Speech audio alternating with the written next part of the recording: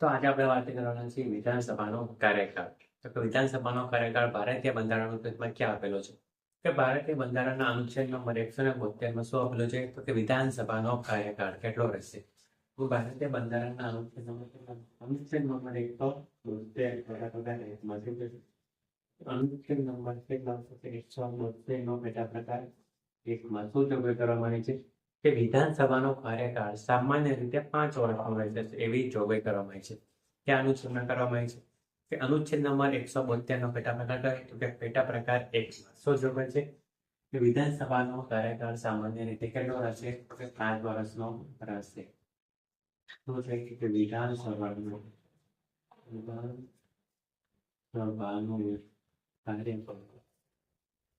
સામાન્ય રીતે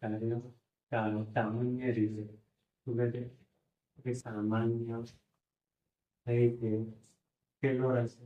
સામાન્ય રીતે 5 વર્ષનો રહેશે. કેટલો રહેશે? 5 વર્ષનો રહેશે. કેટલો રહેશે? તો સામાન્ય રીતે 5 વર્ષનો રહેશે. કોનો? કે વિધાનસભાનો કાર્યકાળ. તો કે આ 5 વર્ષ ક્યારથી ગણવામાં આવશે મિત્રો? તો કે આ 5 વર્ષે ચૂંટણી થયાના શું કહે છે? ચૂંટણી થઈ ગઈ. ચૂંટણી થઈ જાય તેના પછી વિધાનસભાની જ્યારે પ્રથમ બેઠક મળે છે, વિધાનસભાની પ્રથમ બેઠકની તારીખથી શું ગણવામાં આવશે? તો કે વિધાનસભાનો કાર્યકાળ ગણવામાં આવશે. ક્યારથી ગણવામાં આવશે? તો વિધાનસભાની પ્રથમ બેઠક કઈ તારીખ? કે ચૂંટણી થઈ ગયા પછી વિધાનસભાની પ્રથમ બેઠકની તારીખ શું કહે છે? કે વિધાનસભાની પ્રથમ બેઠકની તારીખ. વિધાનસભાની પ્રથમ બેઠકની તારીખ. પ્રથમ બેઠક તારીખ. વિધાનસભાની પ્રથમ બેઠકની તારીખથી શું ગણવામાં આવશે? તો કે વિધાનસભાના 5 વર્ષ ગણવાના ચાલુ થશે. ક્યાંથી? પ્રથમ બેઠકની તારીખથી ગણવામાં આવશે. આ ઉપરાંત આગળ શું કહે છે મિત્રો? તો કે આગળ એવું કહેવામાં આવે છે કે મુખ્યમંત્રી પાસે શું હશે? તો કે વિધાનસભાના કુલ સભ્યના 50% શું હશે? વધારે સમર્થન હશે. કોણ જોડે? મુખ્યમંત્રી પાસે. કેટલા ટકાથી? તો કે 50%થી વધુ. 50%થી વધુ વિધાનસભાના કુલ સભ્યો. શું કહે છે? 50%થી વધુ વિધાનસભાના કુલ સભ્યના કુલ સભ્યની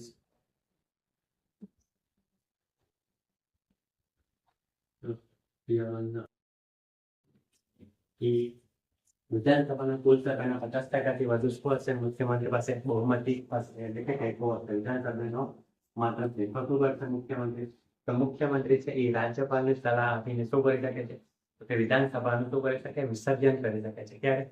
કાર્યકાળ સમય પૂરો થાય તેના પહેલા. શું કહે છે? તો 50%થી વધુમાં તો શું હોય?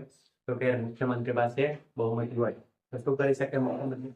કે મુખ્યમંત્રી છે એ રાજ્યપાલને સલાહ આપીને કાર્યકાળ પૂરો થાય એ પહેલા શું કરી શકે છે? તો કે વિધાનસભાનું શું કરે? તો કે વિસર્જન કરી શકે છે. કોણ કરી શકે છે? તો કે મુખ્યમંત્રી. ક્યારે કરી શકે છે? જો 50%થી વધુ શું હોય? રાજ્યના કુલ સભ્યના ટેકો હોય. શું કે છે? 50%થી વધુ સભ્યનું તેની પાસે શું હોય? તો કે વિધાનસભાના સભ્યનું ટેકો હોય. એટલે કે બહુમતી હોય મુખ્યમંત્રી પાસે. તો મુખ્યમંત્રી રાજ્યપાલને સલાહ આપીને વિધાનસભાનું શું કરે છે? તો કે વિસર્જન કરાવી શકે છે. કોણ કરાવી શકે છે? કે મુખ્યમંત્રી. કોણ કરાવે છે? તો મુખ્યમંત્રી પાસે. કોની પાસે? કે મુખ્યમંત્રી પાસે. 50%થી વધુ શું હોય? સભ્યનું સમર્થન. એટલે કે મુખ્યમંત્રી પાસે શું હોય? તો કે બહુમતી હોય ત્યારે. ઉપરાંત શું કહે છે? કે રાજ્યમાં શું લાગ્યું હોય? તો કે રાષ્ટ્રીય શાસન લાગેલું હોય. અનુચ્છેદ નંબર કેટલામો? તો કે અનુચ્છેદ નંબર 356 રાષ્ટ્રપતિ શાસન લાગશે. શું લાગશે? અનુચ્છેદ નંબર 356 અનુચ્છેદ નંબર 356 શું કહે છે? અનુચ્છેદ નંબર 356 અનુચ્છેદ નંબર 356 શું કહે છે? કે રાષ્ટ્રપતિ શાસન શું લાગ્યું હોય? તો કે રાષ્ટ્રપતિ શાસન. અનુચ્છેદ નંબર 356 શું કહે છે? રાષ્ટ્રપતિ શાસન શું લાગેલું હોય? તો કે રાષ્ટ્રપતિ શાસન લાગેલું હોય. અનુચ્છેદ નંબર 356 જો રાજ્યમાં રાષ્ટ્રપતિ શાસન લાગે તો શું થાય? વિધાનસભાનો કાર્યકાળમાં અનુચ્છેદ નંબર 356 મુજબ જો રાજ્યમાં રાષ્ટ્રપતિ શાસન લાગે તો શું થાય? વિધાનસભાનો કાર્યકાળ શું કરવામાં આવે છે? કે અનુચ્છેદ નંબર 356 મુજબ રાષ્ટ્રપતિ શાસન લાગે રાજ્યમાં તો શું થાય કે વિધાનસભાથી શું થશે તો કે આપોઆપ શું થઈ જશે સ્થગિત થઈ જશે પણ રાષ્ટ્રપતિ શાસન લાગી જાય તો શું છે જો રાષ્ટ્રપતિ શાસન લાગે તો વિધાનસભા શું થશે કે વિધાનસભા સ્થગિત થઈ જશે કે વિધાનસભા સ્થગિત થશે શું થશે તો સ્થગિત થઈ જશે શું થશે સ્થગિત થઈ જશે અથવા વિધાનસભાનું શું કરવામાં આવશે તો કે વિસર્જન કરી દેવામાં આવશે કોનું તો કે વિધાનસભાનું ક્યારે કરવામાં આવશે જો રાજ્યમાં અનુચ્છેદ 356 જોગવાઈ લાગે તો કે રાષ્ટ્રપતિ શાસન લાગે ત્યારે શું લાગે કે રાષ્ટ્રપતિ શાસન લાગે ત્યારે શું કરવામાં આવશે વિધાનસભાનો કાર્યકાળ સ્થગિત કરવામાં આવશે એટલે વિધાનસભા શું થઈ જશે વિધાનસભા વિસર્જિત થઈ જશે શું થશે તો કે વિસર્જિત ત્યારબાદ જોઈએ કે અનુચ્છેદ નંબર 352 મુજબ શું થઈ જાય છે કટોકટી જાહેર થાય છે શું થાય છે અનુચ્છેદ નંબર 352 કયો અનુચ્છેદ નંબર 352 ભારતીય બંધારણમાં અનુચ્છેદ નંબર કેટલો તો કે 352 મુજબ શું લાગે છે તો કે કટોકટી લાગે છે રાષ્ટ્રીય કટોકટી જાહેર થાય છે શું થાય છે કે રાષ્ટ્રીય કટોકટી રાષ્ટ્રીય કટોકટી લાગે છે ત્યારે શું થાય છે કે જે રીતે આપણે લોકસભાનો કાર્યકાળ વધારીએ છીએ એ જ રીતે આપણે વિધાનસભાનો કાર્યકાળ પણ વધારી શકીએ છીએ કઈ રીતની વિવિધ રીતમાં રાજકીય કટોકટી લાગે ત્યારે વિધાનસભાના કાર્યકાળ શું અસર થશે કે જ્યારે આપણે લોકસભાનો કાર્યકાળ વધારે એ રીતના શું થશે કે રાજ્યસભા વિધાનસભાનો પણ શું થશે કાર્યકાળ વધારી શકીએ છીએ એટલે કે એક વખત કેટલી વાર વધારી શકીએ છીએ વિધાનસભાનો કાર્યકાળ 1 વર્ષ વધારી શકીએ છીએ સંસદની એક મંજૂરીથી શું થશે કે વિધાનસભાનું 1 વર્ષનો કાર્યકાળ વધશે શું કહે કે સંસદ એક વખતની મંજૂરી વિધાનસભાનો 1 વર્ષનો કાર્યકાળ વધશે વિધાનસભાનો 1 વર્ષનો કાર્યકાળ વધશે વર્ષનો શું થશે કાર્યકાળ વધશે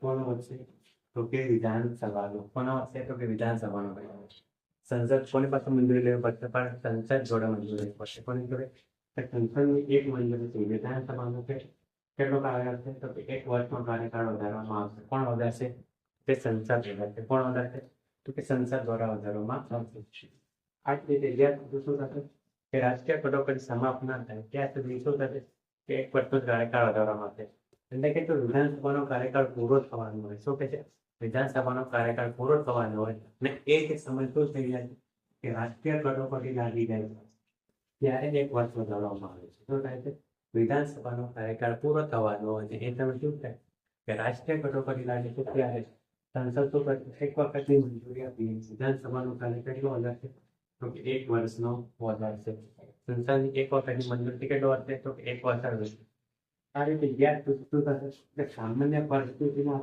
શું થશે કટોકટી સમાપ્ત ના થાય ત્યાં સુધી શું થશે કે દર વર્ષે 1 વર્ષ વધારવામાં આવશે કેટલા વર્ષે તો કે 1 વર્ષ વધારશે એટલે કે દર વર્ષે એટલે મતલબ દર વર્ષે નહીં જ્યાં સુધી કટોકટી લાગુ હશે ત્યાં સુધી શું થશે જ્યાં સુધી કટોકટી લાગુ હશે ત્યાં સુધી જો આપણે 1 વર્ષનો સમયગાળો વધારી દીધો અને શું થઈ ગયું ત્યારબાદ કટોકટી સમાપ્ત થઈ ગઈ કેટલા વર્ષ ક્યાં સુધી શું રહેશે તો કે આ સમયગાળો રહેશે શું આ સમયગાળો 1 વર્ષનો રહેશે તો કે ના તો રાષ્ટ્રીય કટોકટી સમાપ્ત થઈ જાય તો કે આ 1 વર્ષનો સમયગાળો રહેશે નહીં પરંતુ શું થશે રાષ્ટ્રીય કટોકટી સમાપ્ત થયા નથી શું થાય છે રાષ્ટ્રીય કટોકટી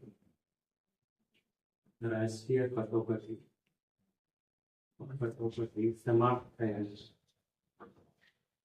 રાષ્ટ્રીય કટોકટી સમાપ્ત થયાના 6 મહિનાની અંદર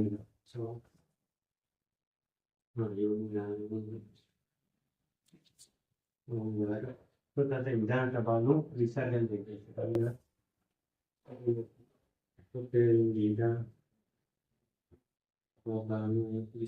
થઈ જશે વિસર્જન થઈ જશે જો રાષ્ટ્રીય કટોકટી સમાપ્ત થઈ જાય અને કેટલા મહિનાની અંદર 6 મહિનાની અંદર શું થશે તો વિધાનસભાની શું થશે? વિધાનસભા સર્જન થઈ જશે. કોનું? તો વિધાનસભાનું સર્જન થઈ જશે.